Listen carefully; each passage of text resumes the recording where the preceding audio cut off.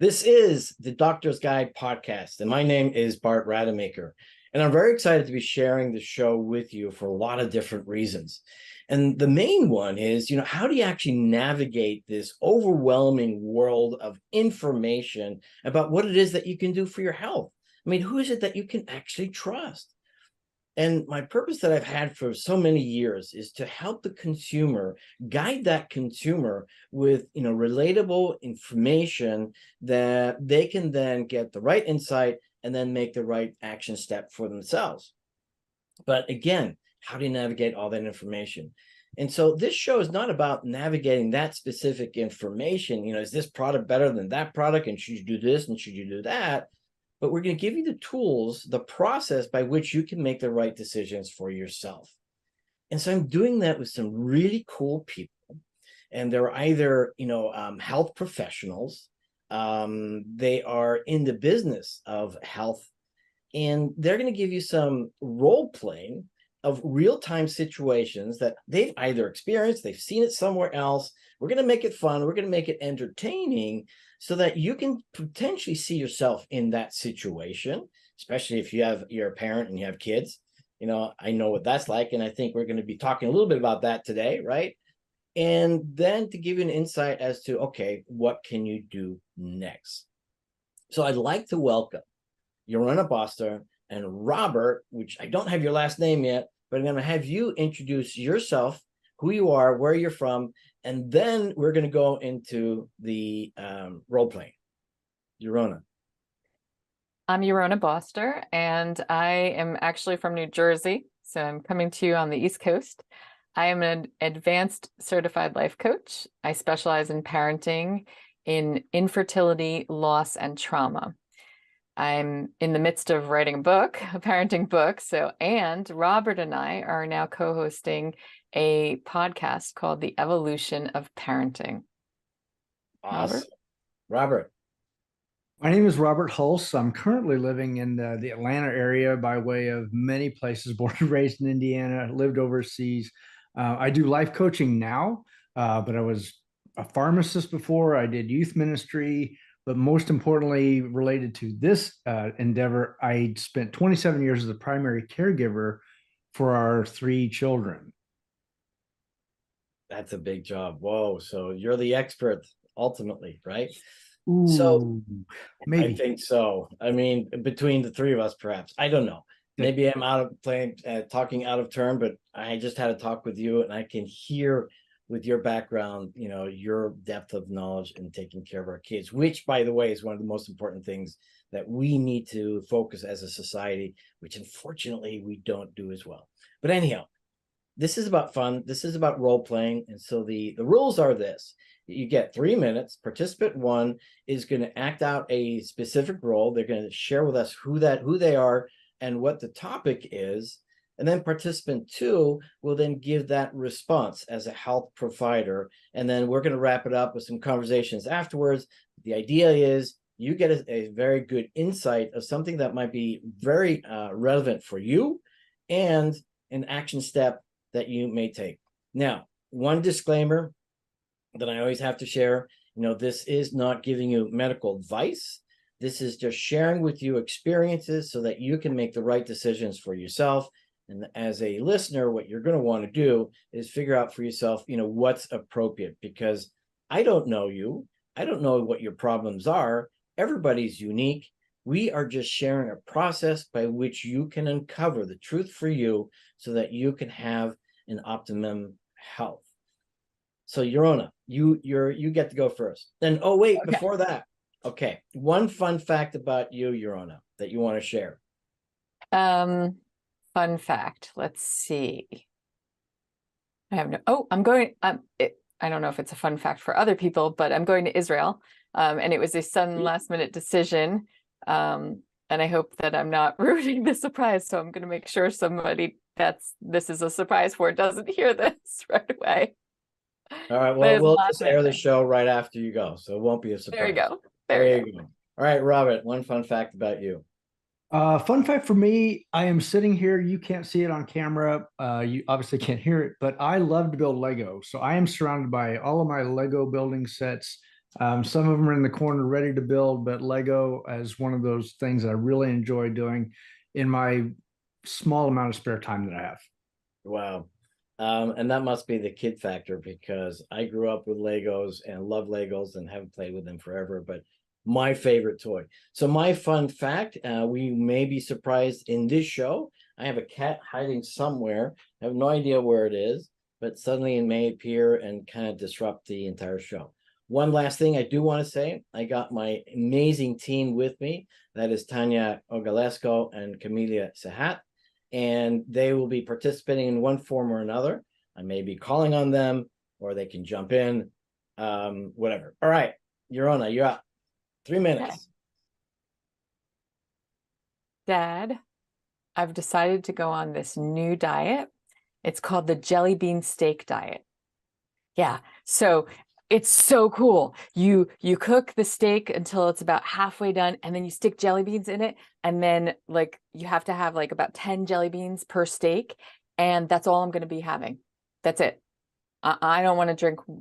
You're not supposed to drink water. You're not supposed to do anything other than just have jelly beans and steak all day long.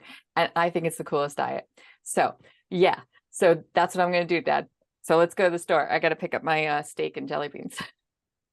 Yorona, I have always appreciated your independence and your way of thinking. And ever since you turned 16, it's been just a joy to watch you unfold how you want to live your life. So it sounds like you've done a little bit of research. You had a couple of things in there that might be exploratory. But here's the thing.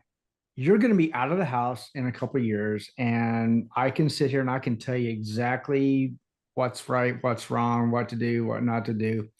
And then you're going to get to college and you're going to be sitting there reading information about steak and jelly bean diets. And I may not be as accessible as I am right now.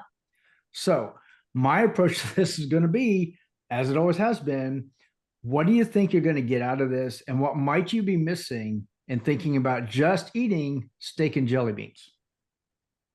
Well, like, I mean, Lisa's doing it, and I saw a TikTok about it, and like I know all my friends are getting on this diet, so I think it's really the right way to go, because I know that that Jessie lost like 20 pounds when she did it. So I mean, what more do I need to know? She lost 20 pounds doing this diet, so I think it works. So I don't know why you're like telling me.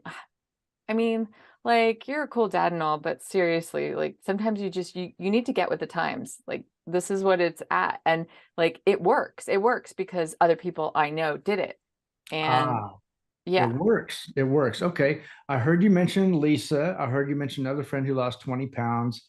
I heard you mention TikTok. What did you see on these that showed you that it worked? They lost weight. Like they lost weight. So that's what I want to do. I want to lose some. I just want to lose a little bit of weight.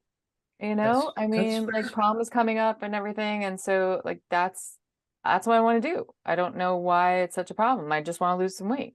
That's fair. That's fair. Did they share with you everything they were doing to lose that weight? Or did they just kind of maybe share their jelly bean steak diet? Well, like, hmm, like Jessie said that she did this for like 2 weeks, and yeah, she was like a little tired and everything. 3 minutes. I don't know. I mean, like I guess I know what they're doing. What do you mean? Like I need to know more? Oh, What if you just follow up with some of these and see if there's anything else that added to their weight loss besides the jelly beans and the steak? all right. I guess I'll ask. I just I just want to do what my friends are doing, so, you know. That's fair. I understand. Hmm. Great. Uh, So, some feedback for me first. Excellent. Well done. Teenager, dad. That was incredibly well done. I have to say that. And I totally felt, the teenager going there and expressing herself with what limited perspective they have on the world, right? Mm, And then how the dad, with empathetically feeling into, their teenager and then helping them guide, with their specific dilemma, if you will, because what we're talking about really is a dilemma that these kids find themselves in and don't have a clear pathway out. So excellent, both of you guys. I give you both a 9 out of 10s, and I love the whole interplay. I'm going to ask Yorona just briefly any feedback from you that you got out of it, and then Robert, and then we're just going to unpack some of the issues here that I'm going to ask you first to share with me, and then I'll give you my 2 cents. But well, not 2 cents, my $1 million worth of information. All right, so Yorona, so how was that for you? It was good. It was funny that I was so stuck in the teen brain that I was just thinking about my friends, my friends, my friends. And like I was putting myself in that box of like, I don't need to know more than this. I'm gonna keep my blinders on. Like this is what's going on within my little world. I don't need more than my little world tells me. And it was a fresh reminder that sometimes it's like it's really hard, especially for teenagers, to get their to have their blinders removed, and parents who try to tear the blinders off through shame, embarrassment, and demeaning, that's not helpful. But Robert let's talk was more about that in a great. moment, right? Yeah. Because I just wanted to get your sense of what you're trying to portray and who you were. And then I really want to unpack what you just shared, because I think that's really important for people to be aware of. Robert, your turn. Just real briefly, how was that for you? And what was it you're trying to do? That was very consistent on how I parented, so I felt very comfortable in that I space. can see that, yeah. We didn't talk about the jelly bean steak thing ahead of time, so I'm trying to think in my head, how do I respond to jelly bean and steak? But you can ask my kids, that's fairly consistent. I'm all about, well, what'd you learn from that, or what don't you know, or what do you need to know? So felt pretty comfortable. Sweet. And again, I felt totally into it. So one of the things I think that's really important, and the topic today is, how do you coach your own kids? And one brief, experience of my own is that once I realized that my greatest teachers were my own kids, and learning from them versus, being that rigid parent, instructing them what to do, and actually not giving myself the time or them the time to actually appreciate the ongoing situation. And so I learned through personal transformation work that, get into the shoes of the kid, understand their model of the world, understand what it is that they're seeing, and try to navigate them through that process. And one great example that I always like to give is if my child, is happily walking, through the living room and drops, the candy wrapper on the floor, rather than scolding him, because no one likes to be scolded, is simply it says, oh, does that belong there? So just being curious to the question and letting them kind of decide, what to do. But let's start off with what Yorona was sharing earlier, because I think that's really relevant. You both of you have tons of experience in this field, so I feel very privileged that we get to hear from you, so that parents out there can begin to navigate in a better way how to help their kids make the best choices.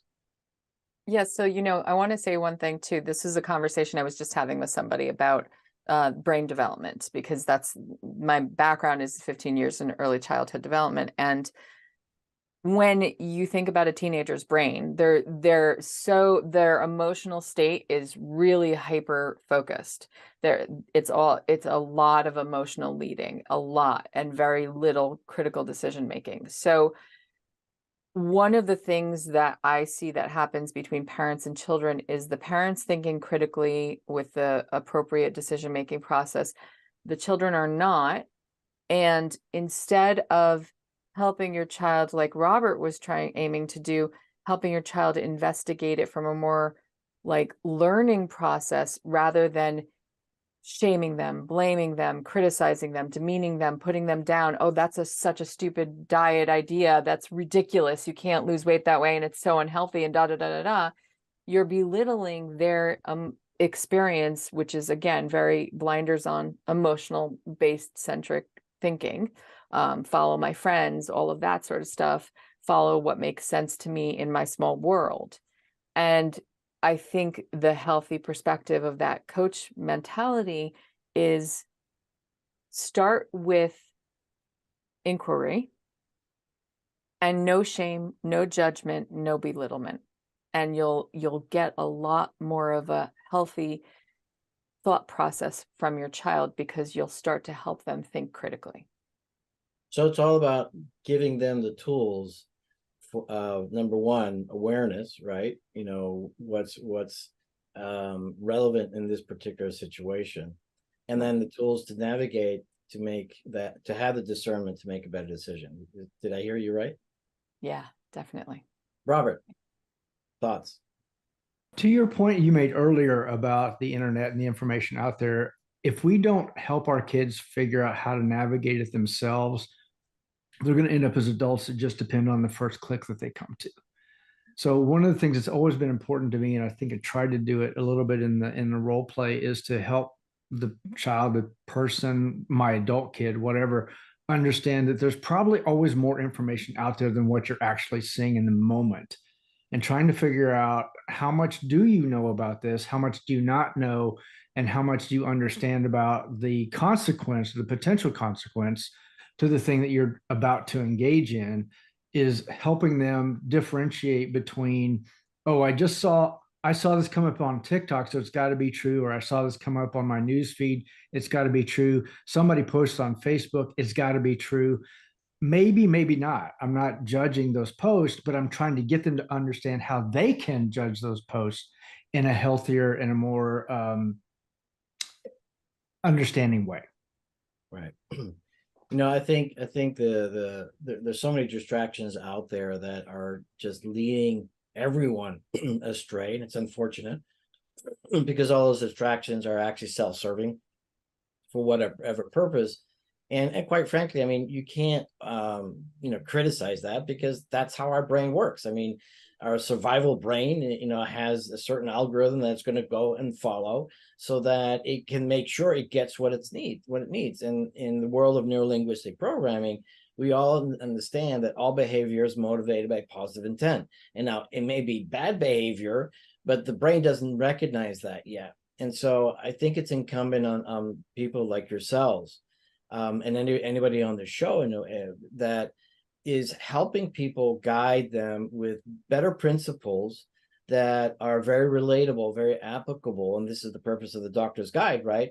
Is to curate and educate and then guide so that people can make those better choices. And ultimately, people have to make their own decision. As a plastic and reconstructive surgeon, my job was always give my patients all the information they need, and then they make the decision. So ultimately, and I appreciate what you're alluding to earlier, Robert, is you're letting your kids make the decisions. You're not telling them what to do, but giving that information in advance gives them the opportunity, as Yorona was saying, is to learn.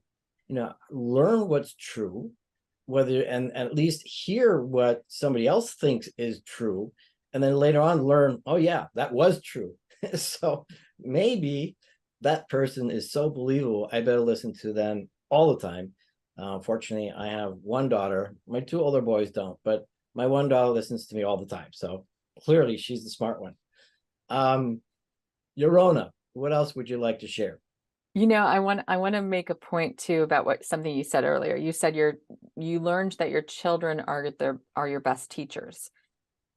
I think that we do all of ourselves a disservice when we pick a teacher in the dynamic and a student in the dynamic. I think we're all students and we're all teachers. So when I see the parent-child relationship, I look at the parent has things to learn from the child because the child is growing up in a new generation. For instance, Yep. Our kids are much more naturally geared towards technology. They have a natural bent towards it because it's the only thing that they know. It's their lived experience, right? So they have a lot to teach us about that, the ins and outs of that.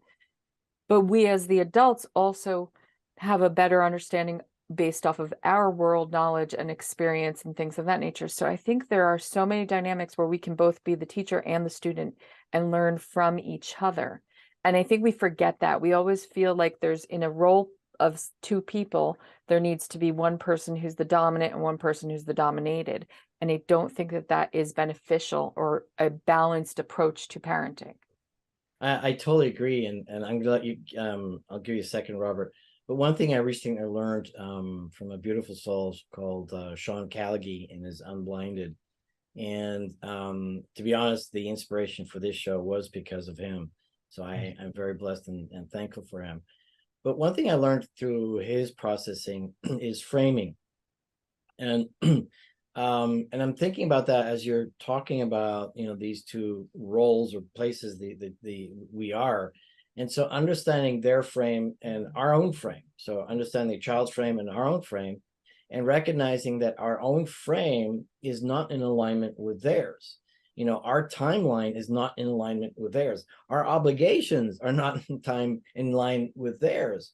And so to try to navigate their world in all the, let's say, baggage, right, unfortunately, or requirements, it isn't suitable.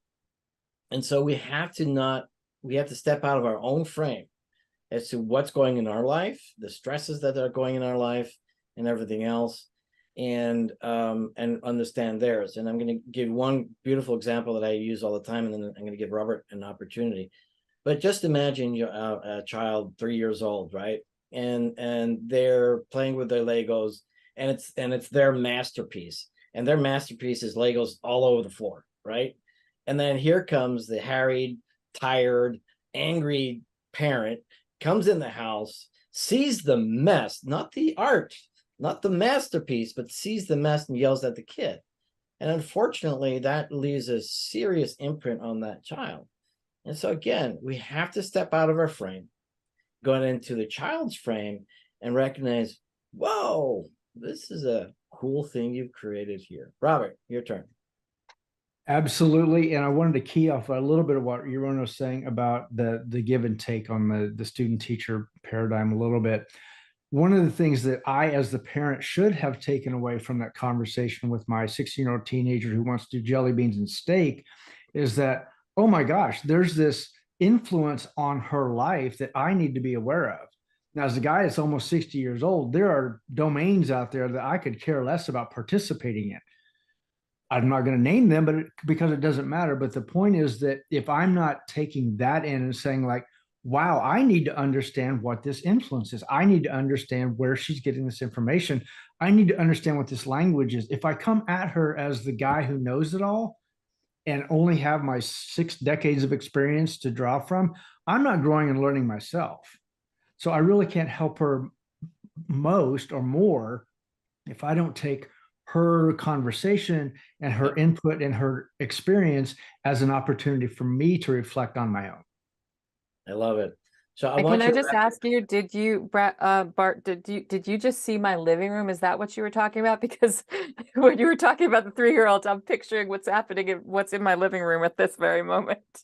Well, you know what, Your Honor, to be honest with you, and I'm not ashamed to say this, and people can think whatever they want to think, but if you look at my studio right now, it's like a Florida hurricane just went through it. So maybe I got you beat. We'll compare. Robert, I want you to give us one insight that you want us to know, and then Yorona give us one actionable step. And if you both want to do both, that's fine. One insight I'd like people to take away is that you never stop learning and growing. It doesn't matter how old you are, there's always something new for you to explore and understand. And you may not agree with it, you may not want to go there, but it's worth exploring, it's worth understanding, because you need to be able to relate to people of all ages and not just the ones that are in your domain. Love it. Yorona? And I would say, before you step in with judgment or your automatic opinion of the situation, step in with empathy first. Try to place yourself in your child's shoes and understand that they're coming again from their narrow-brained perspective of their small world. Step into that place, put yourself there, and allow yourself to move forward with, well, how can I course correct? If this was me learning something, how can I course correct in this moment? Love it. And I'm going to share this, is that we all do the best we can with the resources that we have. And if we just can step into the world of the child, knowing what resources they have, and pretty much, as you're both saying, help the child access those resources so that they can make a better decision, but ultimately just love them for who they are when they make the bad ones too. Awesome. So this wraps it up. I'd like Yorona first to share how people get a hold of you, and one final comment from you. True. You can reach me. You can find me best on my website, footprintscoaching.org. Footprints, that's a plural, coaching.org. And let's see, what was the other question? Because my brain was so fixated. Any final comment you want to share with us? And we can Parenting is come back not to you. easy. I'm going to tell you this, parenting is not easy. Being human is not easy, and nobody ever promised that it would be. So remember that you're going to make mistakes, and it's not always going to be easy, but it can be really rewarding. And have empathy on yourself, right? Absolutely. Robert.